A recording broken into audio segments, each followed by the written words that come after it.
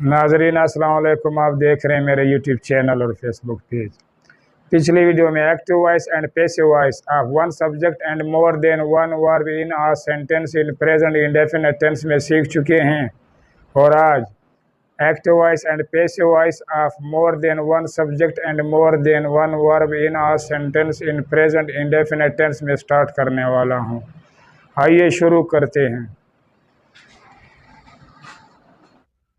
Active voice and passive voice of more than one subject and more than one verb in a sentence in present indefinite tense।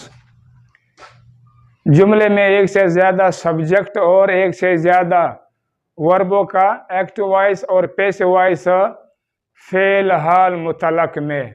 नाजरीन, active voice passive voice सीखने के लिए 12 tenses का आना ज़रूरी है। अगर आपको 12 टेंसेस आते हैं तो ये आपके लिए आसान है। अगर आपको 12 टेंसेस नहीं आते तो ये आपके लिए मुश्किल है। तो लिहाजा आप प्रेजेंट इंडेफिनिट टेंस का जो पैसिव वॉइस का जो हेल्पिंग वर्ब है इज एम आर, इसको ख़ास तौर पर याद करें तो ये भी आपके लिए आसानी का बाइस बन सकता है।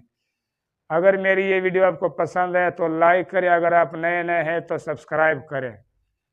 अगर आप प्रेजेंट इंडेफिनिट टेंस के बारे में जानना चाहते हैं तो आप मेरे यूट्यूब चैनल के प्लेलिस्ट में प्रेजेंट इंडेफिनिट टेंस के बारे में कंसेप्ट या वीडियोस मौजूद हैं, तो लिहाजा आप वहीं से प्रेजेंट इंडेफिनिट टेंस के बारे में जान सकते हैं या सीख सकते हैं। नाजरीन, आप ऑलरेडी जानते हैं कि 12 टेंसेस में से सिर्फ 8 टेंसेस का पैसिव वॉइस बनाए जाते हैं और आप ये भी जानते हैं कि पैसिव वॉइस में चाहे प्रेजेंट हो, पास्ट हो या फ्यूचर हो, वर्ब की थर्ड फॉर्म ही लगती है और बाय का इजाफी तौर पर पैसिव वॉइस में इस्तेमाल किया जाता है।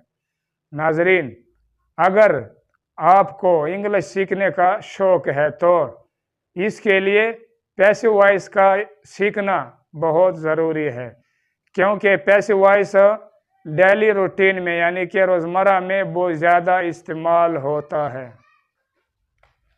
तफसील, अगर एक्टिव वॉइस में मुख्तलिफ सब्जेक्ट यानी कि फ़ाइल, मुख्तलिफ वर्ब्स यानी कि फ़ेल इस्तेमाल कर रहा हो, मसलन जब सेंटेंस या जुमले में 2 सब्जेक्ट हो और एक से ज़्यादा वर्ब हो और हर सब्जेक्ट अपना वर्ब इस्तेमाल कर रहा हो, तो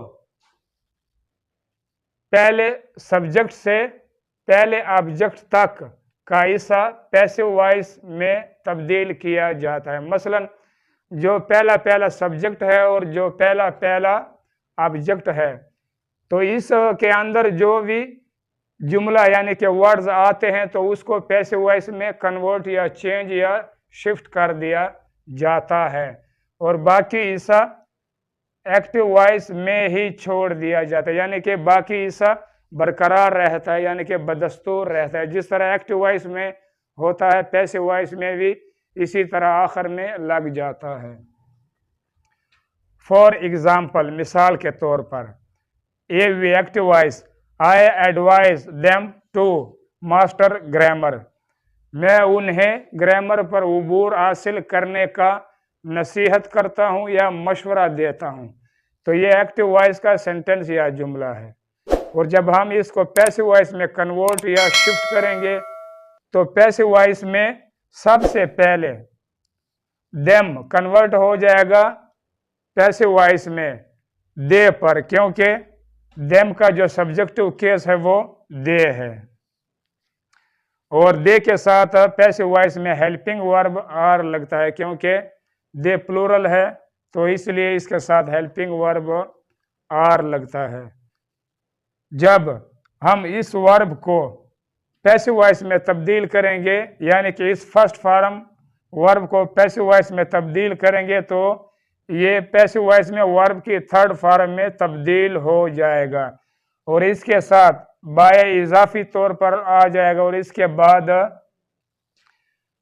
आए जो है इसका जो ऑब्जेक्टिव केस है वो मी है, तो आए कन्वर्ट या शिफ्ट या तब्दील हो जाएगा पैसिव वॉइस में मी पर और इसके बाद एक्टिव वॉइस में भी टू को लगाया गया और पैसिव वॉइस में भी टू को लगाया गया। इसके बाद वर्ब टू यानी कि मास्टर, इस फर्स्ट वर्ब को लगाया गया एक्टिव वॉइस में और पैसिव वॉइस में भी वर्ब की फर्स्ट फॉर्म यानी कि मास्टर को ही लगाया गया और इसके बाद आखिर में ऑब्जेक्ट को लगाया गया। और इसी तरह यानी कि बदस्तूर पैसिव वॉइस में भी ग्रामर को आखिर में लगाया गया, यानी कि यहां से लेकर यहां यानी कि देम तक ये वाला पार्ट या हिस्सा ये पैसिव वॉइस में कन्वर्ट या शिफ्ट हो जाएगा और ये टू से लेकर ग्रामर तक ये वाला पार्टीशन या हिस्सा पैसिव वॉइस में भी बरकरार रहता है, यानी कि वैसे का वैसा ही लगता है पैसिव वॉइस में।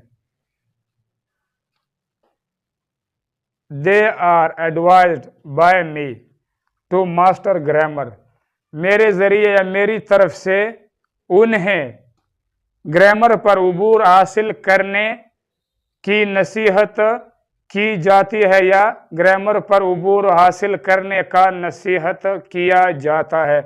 तो ये पैसिव वॉइस का तर्जमा है उर्दू में। A V active voice, he persuades me to join army, वो हमें फौज में शामिल होने का तरगीब देते हैं या सलाह मशवरा देते हैं।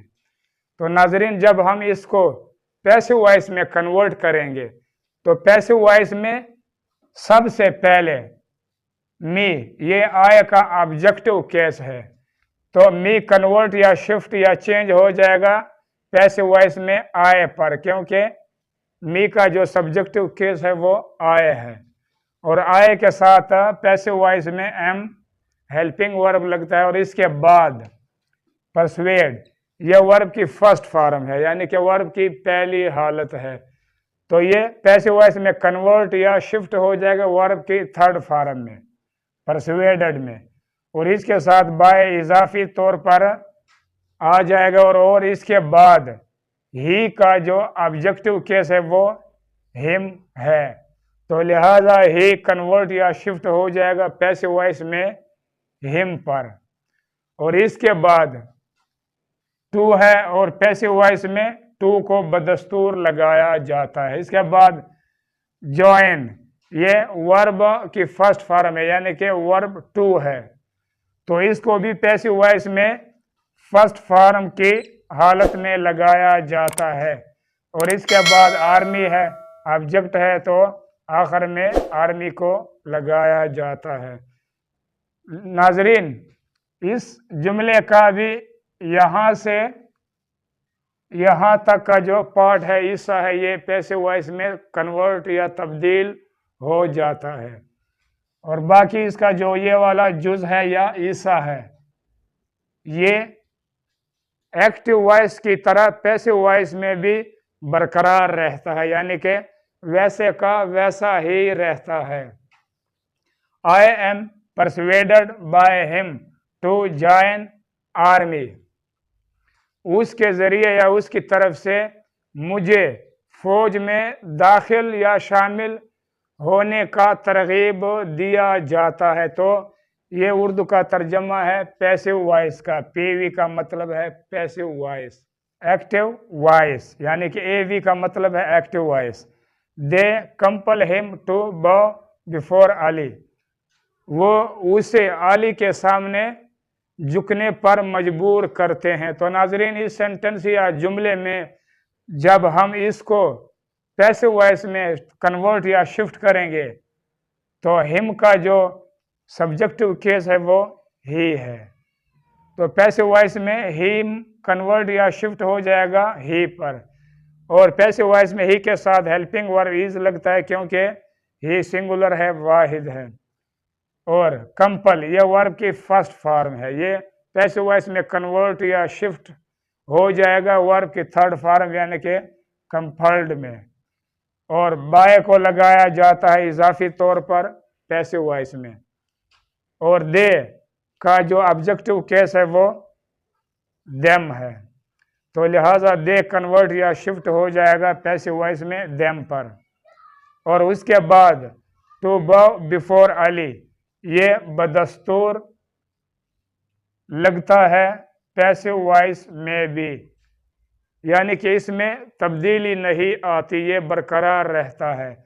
तो नाजरीन इस सेंटेंस या जुमले में भी यहाँ से लेकर यहाँ तक का जो हिस्सा है इसको पैसिव वॉइस में कन्वर्ट या शिफ्ट कर दिया जाता है। नाजरीन अहम पॉइंट, जब सेंटेंस या जुमले में दो सब्जेक्ट हो, दो या दो से ज़्यादा वर्ब हो और हर सब्जेक्ट अपना वर्ब इस्तेमाल कर रहा हो, तो उसका जो पैसिव वॉइस का तरीका है वो ये वाला तरीका है।